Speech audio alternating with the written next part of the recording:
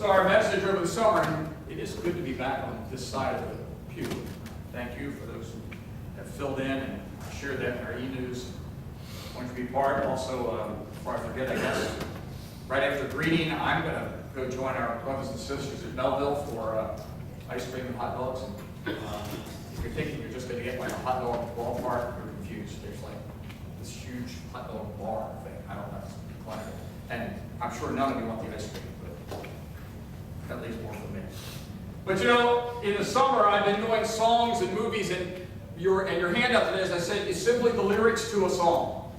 I'm going to let them speak for themselves, and the whole back page is open for you to write things down because I'm going to confront you with a couple of challenges. And on that, as you're looking at Matthew 5 and understanding where that comes from, but in those words is a message about someone who's frustrated, someone who is asking God, where are you and why aren't you doing something? And as Matthew West sings the song and you listen to it, it's like there's hate in the world. We've seen it this past week. There are challenges in the world. God, where are you? Why don't you do something? And the answer comes back, I did. I made you. I chose this long before, a week ago. The fact that it is where it is for today and where we sit with just a few hours down the road. Just a few hours from where my daughter, my youngest, went to college. Just a few hours from where our country found its origin.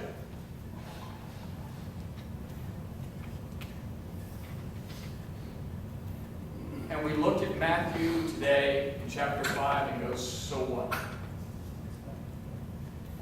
You are the salt of the earth. Now, I don't know about you, but I'm guessing there's at least one or two folks in the room who probably had their diet changed away from salt.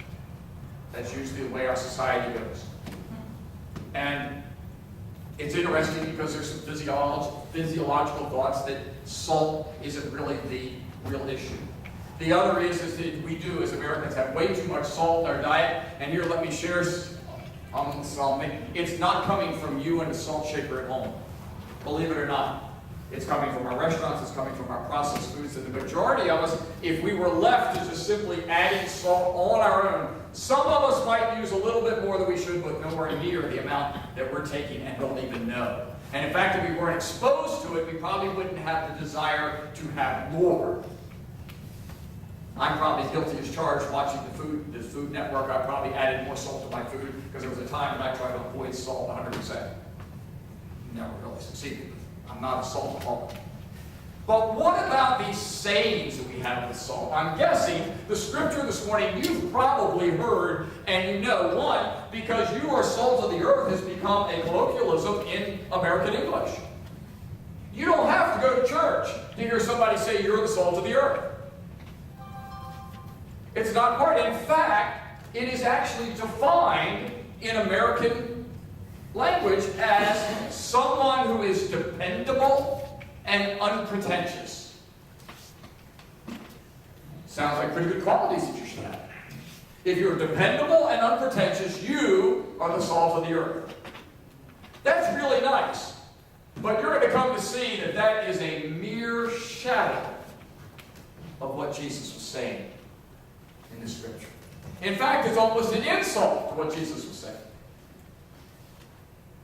But I don't know about you, but there are a lot of sayings about salt in our society. There was one that I was not as knowing of, and it's called salting the earth. I didn't realize this, and I got looking into that, and what it actually means is, because some of these salt phrases come from a positive origin, some of them come from a negative. And salting the earth is one of those that's a military term. It is when the military would come in and take over a town, wipe out a city, do whatever that they had to do. And in order to render that victory certain, they would go out and plow salt into the fields. guaranteeing that for at least a year or so, crops would grow, or they would grow muted and diminished. Now, I don't know about you, but I've used this next one a lot. And occasionally, as a coach and a teacher or as a person, you sometimes meet folks who ain't worth their salt. Now, I don't know about you, but it's one of those phrases that we've used all along, and I had no idea of what its origin was. And now that I know its origin, I know this phrase is so ingrained in my language, it'll probably be said again, but I'm not sure I will use it, and when I do, it will make me think, which is not a bad thing. Maybe if somebody had taken a little bit of time to think in Charlottesville, and maybe they would have thought that human life is human life, and it's blessed by living so. You are not worth your salt. Well, this does two things to tie into our scripture. First is salt was so valuable that it was cash. Salt was used to buy things. Salt, to this day, during the American Civil War, one of the first things the Union troops did was capture the salt mines and mills of the Confederacy. It was good strategy. So not worth his salt comes from the slave trade.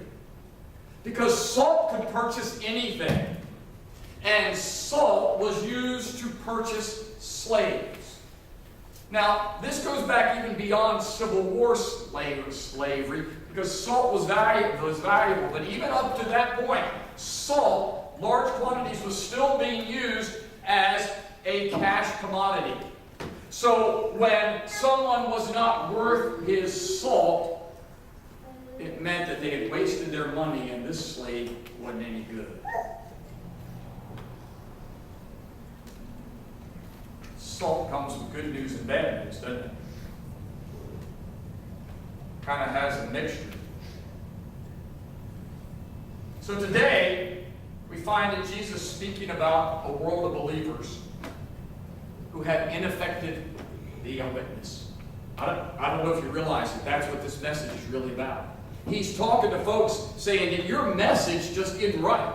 Your message isn't getting across. It isn't doing what it was designed to do. Now, what you have to realize, the reason I had you right on the back, Matthew 5, because I want you to go back and look at the beginning of this, because 13 is the first verse after the end of a pretty special sermon that Jesus preached. And it's called, we call it the Sermon on the Mount, or we call it the Beatitudes. Now, what you have to do is throw away your Bible school view of the Beatitudes. Don't go back and read into something that you just memorized. You need to go back and read through it. One of my professors said you need to read the white fire. The letters on the page are black and red. Well, you need to read the white that's in between, because sometimes that's what we miss. Because in that message, Jesus is talking about, now think about this, blessed are those who mourn. Blessed are those who are poor in spirit. He's talking about all the people that society would go, oh, what a shame. Oh, those poor folks. Oh, but by the grace of God, go they. Oh, my. And what he's telling them is, in reality, blessed are those folks. Because you're missing the message. Instead of being there for them, you're pitying them or telling them, let's leave them over there. And then at 13, it dawns on me, or it doesn't dawn on me, but he begins to speak again, that he's talking to people about this message isn't getting out. Because if the message was getting out, you would have cared for the mourning. You would have cared for the poor in spirit. You would have done that, but you missed the opportunity. And in verse 13, he then opens up and he begins talking about that some people just didn't get it yet. And he even seemed to be addressing the part of the audience who says, yeah, I know, but somebody should go over and help those folks. But you know, pastors trained to do that. Sunday school teachers are good at it. Our certified lay ministers are good at it. But I don't think I'm made for it. I don't think I'm it. And Jesus kind of heard that, as he often does. doesn't hear it. He knows it. He hears it inside your head when you walk up to crowds, and he said, "I know what you're thinking," and you don't go, "What?" And that's what he's doing. And this is where he starts to preach, and he opens up and he says this. He says, you know, your message just isn't there, and you're the one who has to do it. You are the salt of the earth. That's the first thing that he tells them in verse 13. He was addressing those who didn't think they could do the job, or it was somebody else's job. It was time to sit back and wait for someone else. Wait for, they said, to do it. So that's what he was addressing in the Bible. That wasn't for today. He was speaking then. Somebody's got to do something, and I made you. So what does that have to do with us now? What do we care about? Okay, he took care of that. He did the Sermon on the Mount. He challenged the people there to get the message effective enough that here we sit in a Christian church celebrating Christ and our relationship for today. So what does this have to do with this? So would it be fair to say that the message of our faith is not so easy to hand out? Would it be fair to say that our message of our faith is sometimes, if not more often than not, ineffective? Is it fair to say that the message of the church itself in 2017 is ineffective? This morning I had a few minutes. I got up and met the mission team to go off to Our Daily Bread in Baltimore. We sent like 6 or 7 this morning, a couple of new folks and one young fellow to go along. And I got to flip through Facebook a little bit, and one of my former students, who is a challenge to me at times, and sometimes he's hard to love. And he posted on Facebook this morning, he said, "I wonder, since it's Sunday, I wonder how many Christian pastors will preach about hate this morning after what happened in Charlottesville." And there was one response to it, and some young man responded. He says, "I hear crickets." And I'm going to tell you that I don't buy that. I don't buy it because we've reached the point in our society that we forget that it wasn't long ago that we were seeing hate displayed in other ways. I work real hard at not seeing hate in a neighborhood or in a color or in a gender. I see hate as just what it is. In Webster, it will have no color, it will have no gender, it will have no community. It is defined as a behavior that is common, according to the Bible, to all of us. Now, that is not diminishing one over the other. That is never, never, ever the right way to do it. But I'm telling you that there were people praying right around the corner while that was going on. There were people praying afterward. There are people praying today and talking about it today. I didn't plan this in here, but it fits perfectly. You are salt.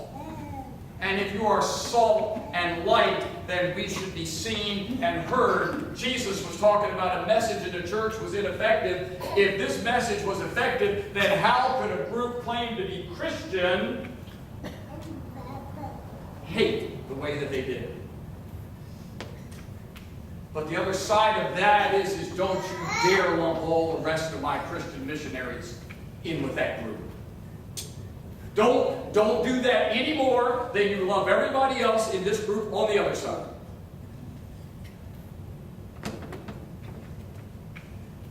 The message is ineffective, and the message is crickets at times. Just a few days ago, a young lady was beat up at McDonald's in Glenburn in front of her 5- and 7-year-old, 3 teenagers. It was so crowded that she was accused of butting in line. I don't know if she did or didn't. Even if she did, that isn't a response. The good news was that somebody finally, the story is, took her kids behind the counter. But I never ever read that anyone did anything else. They called 911. Luckily, there was no video. Well, there was one video I seen. But they did nothing. And when good men and good women do nothing, evil will triumph. And when the church's message is ineffective, Jesus was telling them in that time, your message isn't right. It's ineffective. It's not only ineffective, but sometimes it's wrong. Just flat out wrong. This past week, we spent our time in telling kids that you're a masterpiece, that God loves you, God's got your back, God will be with you always. And you know what? That's the message we should keep preaching. But you know what's amazing is? That message is something we preach to adults, and they're still doubting it. It's 2017. Why do people sit in the Christian church wondering if they can do more good to get to heaven? Because trust me, folks, you can't. It can't happen. Only the grace of God allows you in a relationship with Jesus. But this past week, we spent all that time with those kids and sharing that opportunity, and that He loves us and He desires our relationships. Yet the message in the world seems to be that we're hoping to do enough good to get to heaven. And I hear that from adults a lot in the church as well as out. Or we're hoping, or we're looking at our lives as saying, because we drank the Kool-Aid of the prosperity, the gospel, because Joel Osteen said some great things and he made me feel good, but my life must be coming up short because I don't have the big house and the Mercedes. And I was told that if I was faithful and true and honest in my beliefs, that I would give everything to God and God would give me all these earthly things. Show me in Scripture where any of that is true. But that's what we're doing. Our message is ineffective. It isn't out there. It's no different now than it was when Jesus was speaking. We should all be concerned about the message being ineffective. We should be concerned that witness is not about the grace of God. Instead, we want to talk about how angry that God is. And we want to talk about the grace of God that comes in some mythical way, but yet it only comes through the death, life, and resurrection of Jesus Christ. So what was Jesus' response? His response to the folks there. He says, you are the salt of the earth. But what good is salt if it's lost its flavor? Can you make it salty again? It will be thrown out and trampled underfoot as worthless. Did you hear the first phrase? You are salt. Amen. Not you are like salt. You aren't like salt. You aren't some form of salt. You are salt. So therefore you are cash money. You can be traded for other things. You are valuable. The other thing, why did Jesus use salt? Well, it was cash. Also, it was every day. Everybody had salt. No one had to guess what salt was. He knew that they did. Everyone knew that it changed taste. Think about Middle Eastern food, folks. Different now. Take our basic flatbread, pita bread, whatever you want to call it, and take out all the stuff that you see in there. It's already got salt, sugar, and all the good stuff in it that makes it taste good and good. Now, it was just baked bread. And if it didn't have salt, it just tasted like bread. Olives came off a tree. They weren't already in a jar with a nice pickling spice. Didn't happen. It was just an olive off a tree. I don't know about you, but I bet there's at least one or two here in this Baltimore area that can't eat watermelon without putting salt on it. Some of us can't. Some of us grew up that way. Because salt made flavor. And people knew that. Salt is what everyone needed and it's what everyone had. Now, for the scientists in the room, I have a friend of mine who is a chemist, and she shared with me this, that did you realize that salt can never stop being salt? Chemists in the room, I'm going, well, yes, it can. Now, for those of you who no longer eat table salt and you're eating sea salt, where did it come from? It came from drying seawater where the salt didn't taste good, but it was diluted, but it returned to sodium chloride. Right? It cannot be taken apart. So guess what? You are salt of the earth. You can't be taken apart. You're permanent. However, I like that. The church said, However, salt can be diluted. Salt can be diluted. It'll still be there, but it's diluted. Taste salt water in the ocean, taste salt water in a bag. We call it brackish. A little bit of salt. Okay? Really, it's just more diluted. I don't know about you, but recently I've noticed when I add salt, the table salt, I sometimes find the table salt just doesn't seem to, I don't know, it just doesn't seem to be salty enough. Well, you know what? When you go home, they'll look at your salt box. And look on there, and you'll find that it has dextrose in it.